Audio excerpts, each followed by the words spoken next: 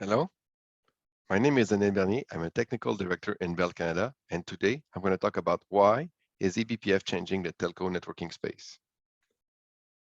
The changing landscape of ISP networks.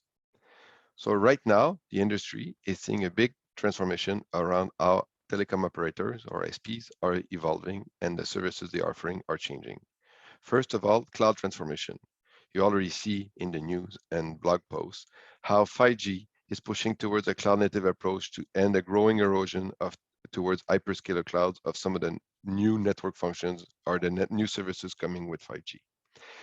We also know that a massive scale requirement will be there for operators to support IoT devices, new end phones, new cell towers, and infrastructure and the applications that follow it.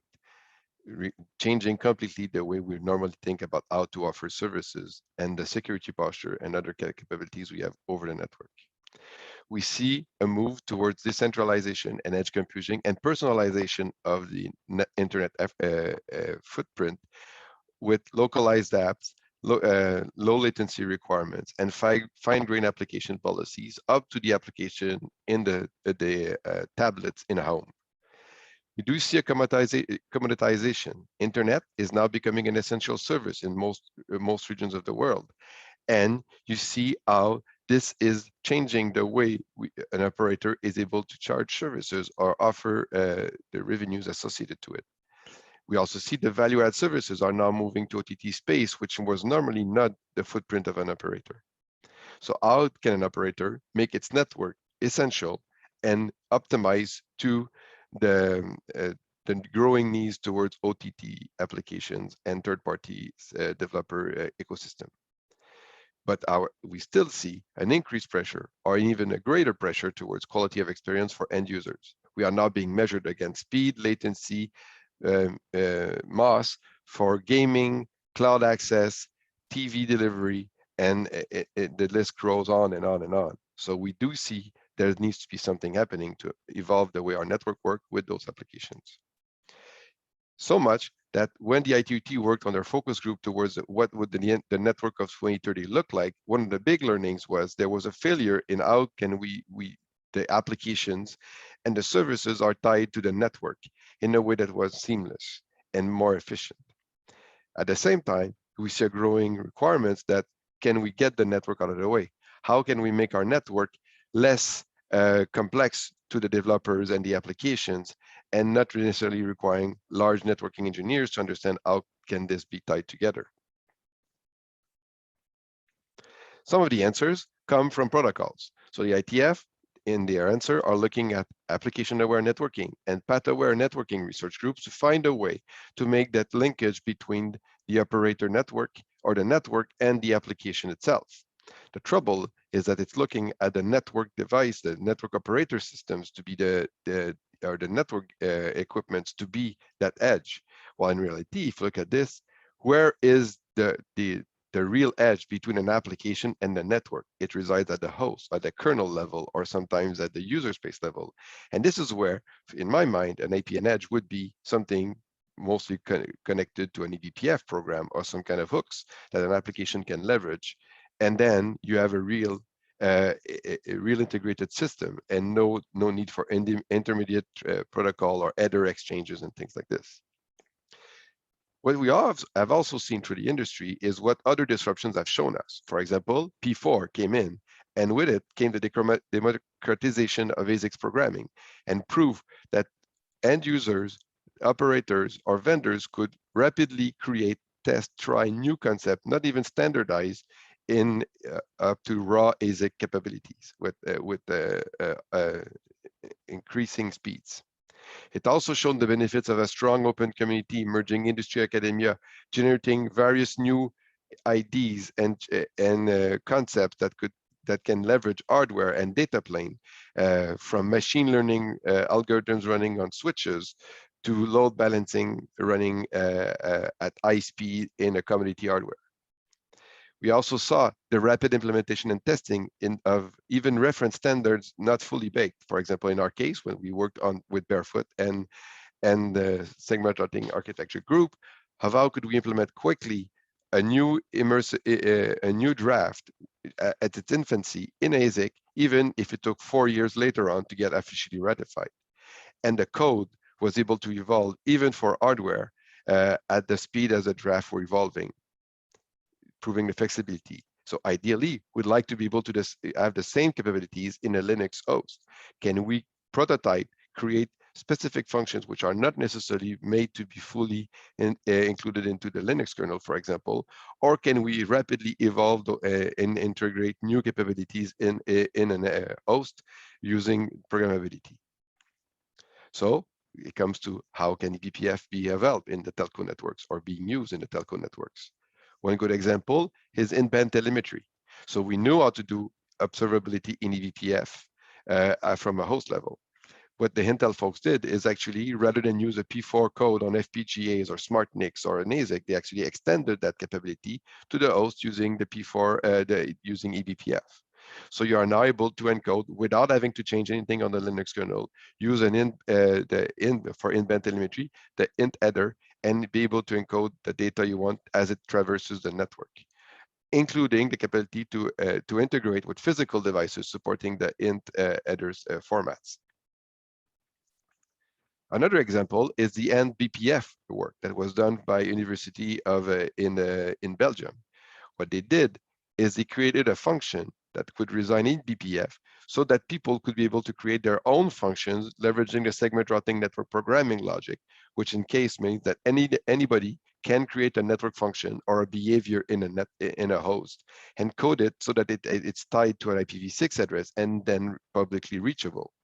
Of course, if it was to be done in the mainstream Linux kernel, means everybody wanting to create a new function, even if it's for its own use only, would have to go in and make it merge into the kernel for the networking piece. What happened instead is with the END.BPF, you leverage the seg6 local capabilities, which were already added to the kernel, and you hook it up to the END.BPF function where you can actually create those independently without having to necessarily circle back to the kernel development cycle. And you add this using the IP route logic, including the segment 6 instructions, and how you can do this. Another, which is something dear to my heart, is how can we augment Kubernetes networking for telcos? So as we move product applications from standard virtual machines and things like this to the Kubernetes engines and clouds, the Kubernetes structure was not built for the way operators and network functions were built with multiple interfaces, different parameters, VRF support. So the initial model was to leverage things like multiple interfaces and meta CNIs to create that abstraction through independent interfaces. But still, it doesn't tie back to the rest of an operator network. So we translate into VLANs and some other basic plumbing, but in the end, an operator network doesn't work like this. So what if we could leverage eBPF capabilities to create those encapsulations that make sense and hook it up to the rest of the operator control plane so that actually I could have VRF segmentations and logics within a Kubernetes cluster without having necessarily to have multiple CNIs and multiple interfaces and creating those kind of complexities. And at the same time, still leverage the great work done on observability and the security features that can be added through eBPF, which is something not trivial if you do it only from the network, like the layer 7 policies and those kind of things. At the same time, you can look at how can we rethink the network functions with eBPF. So from the industry perspective, and this is no news, we haven't done really major rethinking of a network function. What we did is we changed the packaging. So we came from physical devices with everything proprietary and all those things, we know the story, to virtual network functions, but in essence was almost the same difference, just a different package. We could not modify this that easily. And you go to containers. In the case of containers, we still haven't changed the way the application is built. We need an out-of-band net interface. We need a different interface for OEM. We need a different interface for data plane. We need some other hooks to be able to control it like if it was a network function and not really leveraging the cloud capabilities or the cloud learnings. So what if instead of doing, and the way the industry is doing right now is try to push everything to user space because people are afraid of going to the kernel to either for latency purposes or flexibility purposes. So you push everything to user space, and then every time you need to tie an application to it, you either go back to standard mechanisms or you need to recreate your own TCP stack, for example, which is something happening in user space land right now. What if instead those functions were microprograms running in eBPF, running at the eBPF layer, and the applications would leverage them as they go through the network, and you would just need to have the proper libraries and SDKs to create and hook those functions together to create a microprograms. In that case, complexity of user space versus kernel space and then network space would completely be eroded, and we could be able to leverage a single structure, also limiting the complexity. So if you look at this, you look at the UCP use case. For those who don't know what a UCP is, it's a small device you send to a customer premise where you do virtualized network functions. Right now, what we do is we ship a box, high cost, lots of CPU cores to be able to run virtual machines in there, to sometimes do simple things as NAT, or a bit of DDoS at limited rate, or other kind of simplified complex applications. The next evolution would be, can I do the same thing but using containers? And in that case, you do MEMIF interface or other user space mechanism to try and hook those functions together, or you use libvirt and SRIOV at the switch level to do those at the same speeds. You still have the complexity. You're just recreating the thing in a different package because you're expecting that container network functions will be simpler to operate than a virtual machine. In reality, we could say, well, those microprograms, NAT, DDoS, small other footprints, DPI, or observability packet capture could be done as microprogram in eBPF. And the only thing you need to understand is the logic to hook those together. In that case, a footprint of a UCP would be largely diminished, going from a multi-core high-scale processor to small IoT device gateways being able to do those simple functions when they need to and where they need to. Example of this, it's actually in reality. Some people worked in the community, open source, on how to create a full-blown 5G UPF using BPF.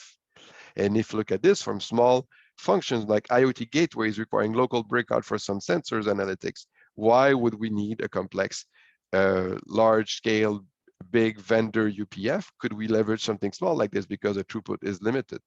Those kind of things, and even then, with eBPF, the throughput would be quite good and quite in good numbers.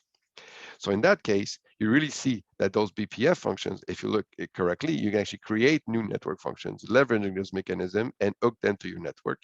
Again, simplifying the way we would actually abstract and orchestrate those functions. And if you look into the future, if I'm able to create my functions and leverage the Linux underlying eBPF structure across my various flavors of Linux, from automotive grade Linux to the Kubernetes, or even some kind of the Android if available, then you realize that some small programs you need to do that you normally aggregate into larger data centers in more complex systems could run at small scale, small footprint, ease of management through as in a residential gateway, a connected car, or any kind of other environment. And in that case, you would still be able to leverage the fine-grained visibility security capabilities, increase or augment the networking requirements as you need to, and increase the high-speed data plane of choice by using Linux eBPF rather than having to do some other capabilities, either through SRIOV, which cannot run on those kind of environments, and you can also not run user space functions like with DPDK as you wish in those kind of environments. Again, a good use case or good view of how could eBPF evolve and transform the way the networking space is done in telecommunication networks. With that, I give you thank you and hope that you will have some interesting questions for me. Have a good day.